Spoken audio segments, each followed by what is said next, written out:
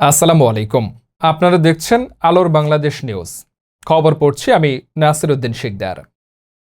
গাজীপুরের শ্রীপুর বাজারে ভয়াবহ আগুন। গাজীপুরের শ্রীপুর বাজারে গরুহাটা রোডে দুলুখান মার্কেটে 7ই ডিসেম্বর 2024 ইংরেজি শনিবার সন্ধ্যা 6টার দিকে ল্যাপটপের দোকান থেকে অগ্নিকাণ্ডের ঘটনা ঘটে। আগুনের সূত্রপাতের খবর পেয়ে শ্রীপুর মাওনা ফায়ার সার্ভিসের 6টি ইউনিট আগুন নিয়ন্ত্রণে নিয়ে আসেন। অগ্নিকাণ্ডে ল্যাপটপের দোকানের মালামাল সহ পাশে থাকা আরও কয়েকটি দোকানের মালামাল আগুনে পুড়ে গেছে বলে জানা গেছে। ল্যাপটপের দোকানের মালিক সোহরাবুদ্দিন ও জুট গুদামের মালিক জাকির হোসেন বলেন, ফায়ার সার্ভিস দেরিতে আসার কারণে আমাদের দোকানের সব মালামাল পুড়ে ছাই।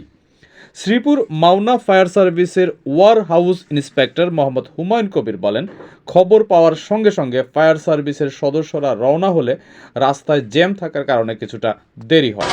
তবে দুঃখের বিষয়, ফায়ার সার্ভিসের লোকেরা জানান, সাধারণ মানুষের ফেসবুকে লাইভ করা ও মানুষের ভিড়ের কারণে আগুন নেভাতে দেরি হয়।